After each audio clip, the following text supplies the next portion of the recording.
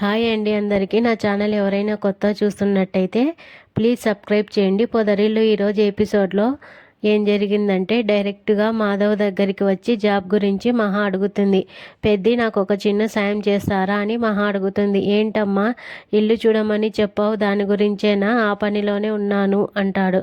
ఇక అయితే ఆ అమ్మాయి ఒంటరిగా ఉండటానికి ఇల్లంటే అన్ని విధాలా సురక్షితంగా ఉండాలి కదా, అదే ఆలోచిస్తాను అంటాడు మాధవ. ఇల్లు గురించి మాత్రమే కాదు పెద్ది, మీరు పెద్ద ఆర్కిటెక్ట్ కదా, నాకు ఎక్కడైనా ఒక మంచి ఉద్యోగం ఇప్పించగలరా అంటుంది మహా.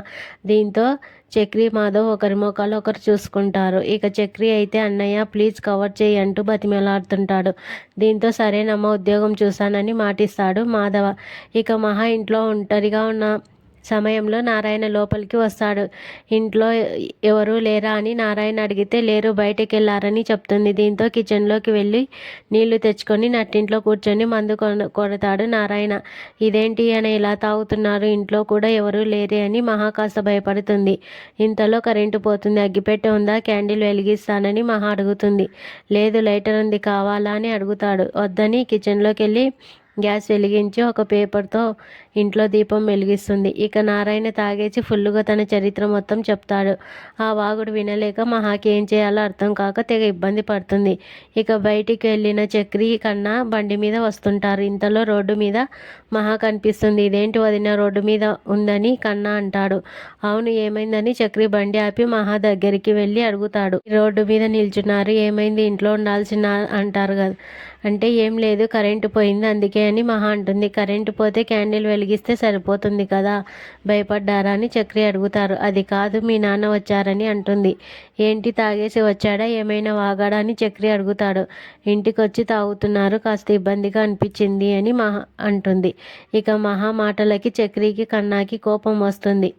ఇక ఇంటికి వచ్చిన తర్వాత నారాయణతో గొడవ పడతారు. చక్రి, అసలు నీకు బుద్ధి ఉందా, ఇన్నాళ్ళంటే ఇంట్లో అందరం మగవాళ్ళమే ఉన్నాం కాబట్టి నువ్వు ఏం చేసినా నడిచింది.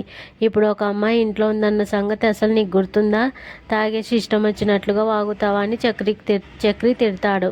ఇంకా అయినా నా ఇంట్లో నేను వాగితే నీకేంట్రా నొప్పి అంటూ నారాయణ నెక్లెస్గా మాట్లాడతాడు. దీంతో నిన్ను అంటూ నారాయణ మీదకి వెళ్తాడు చక్రి. దీంతో అయ్యో వదిలేయండి ప్లీజ్, మీరు లోపలికి వెళ్ళండి అని చక్రితో అంటుంది మహా.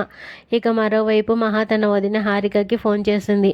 ఎలా ఉన్నావు మహా, మొన్న నీతో మాట్లాడాలనుకుంటే మీ అన్నయ్య సడన్గా ఫోన్ లాక్కొని నన్ను తిట్టేశారని అంటుంది హారిక. పర్లేదు వదిన, నేను నీ పరిస్థితిని అర్థం చేసుకోగలను. నాన్న ఎలా ఉన్నారు అని అడుగుతుంది. మా అమ్మయ్య బాగానే ఉన్నారు. ఇంతకీ నువ్వు ఎలా ఉన్నావు, అక్కడ ఇంట్లో 5 మగవాళ్ళే ఉంటారంట కదా, మీ అన్నయ్య చెప్పారు అని చెప్తుంది. ఇక నీకు ఇబ్బంది ఏం లేదు కదా అని అడుగుతుంది హారిక. అలా అడిగితే ఏం చెప్పలేను వదిన, ఇక్కడ నేను ఉండలేకపోతున్నాను, నాకు ఒక హెల్ప్ చేస్తావా, నా సర్టిఫికెట్లు నాకు ఇప్పిస్తావా, నేను బయట హాస్టల్ చూసుకుంటానని మహా అంటుంది.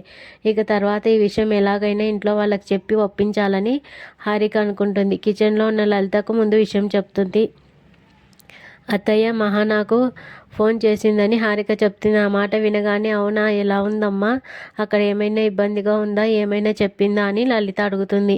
అవును అత్తయ్య, అంత క్లియర్గా చెప్పలేదు కానీ అక్కడ ఉండలేకపోతున్నాను, హాస్టల్లో ఉందామనుకుంటున్నా, జాబ్ ఎత్తుకోవడం కోసం సర్టిఫికేట్ కావాలని అడిగింది అని చెప్తుంది హారిక.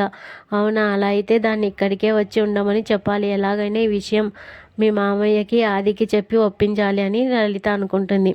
ఇక ఆది ప్రతాప్ ఏదో బిజినెస్ విషయాలు మాట్లాడుకుంటుంటే లలిత హారిక వస్తారు. హారికకి మహా ఫోన్ చేసిందంట.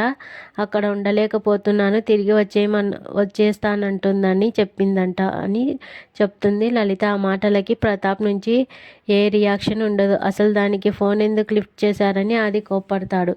ఏం చేయమంటారు, అది మనకి ఏం చెప్పుకోలేక అక్కడ ఉండలేక ఏమైనా అఘాయిత్యం చేసుకుంటే ఏం చేస్తాం, మన అమ్మాయి తప్పు చేస్తే మనమే సరి చేయాలి కదా, అవన్నీ నాకు తెలియదు, మహాని తిరిగి ఇంటికి తీసుకురాకపోతే నేను ప్రాణాలతో ఉండనని లలిత తేల్చి చెప్తుంది.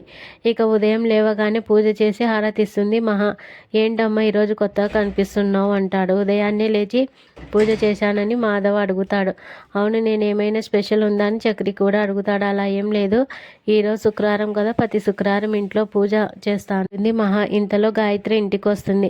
ఏంటి, కొత్త పెళ్లి కూతురా, హారతి నాకు ఇవ్వవా అని గాయత్రి సరదాగా అంటుంది. ఇంటికి వచ్చిన వెంటనే గలగలా మాడుతున్న గాయత్రిని చూసి ఎవరా అన్నట్లుగా మహా లుక్ ఇస్తుంది. ఏంటి, అప్పుడే నన్ను మర్చిపోయావా, నేను గాయత్రిని రిసెప్షన్ రిసెప్షన్కి నీకు బ్లౌజ్ కుట్టించుకొని వచ్చా కదా అంటుంది. ఇక అవును, కానీ నువ్వేంటి ఈ మధ్య అసలు మా ఇంటి వైపే రావట్లేదేంటి సంగతి అని మాధవ్ అడుగుతాడు. అదా, కావాలని రాలేదు బావ, ఇంట్లో కొత్త జంట ఉంది కదా, వాళ్ళకు ప్రైవసీ ఇద్దామని రాలేదని ఉంటుంది. ఆ మాట వినగానే మహా పక్కకి వెళ్ళిపోతుంది. ఇక ఏం వంట చేసావు బావ, గుమగుమలాడుతుందని కిచెన్లోకి వెళ్తుంది గాయత్రి వెంటే. ఇక కిచెన్లో వాళ్ళు మాట్లాడుకోవడం చూసి ఆ అమ్మాయి ఎవరని మహా అడుగుతుంది. అదే మా అత్తయ్య కూతురు, మీరు చూసే ఉంటారుగా అంటాడు.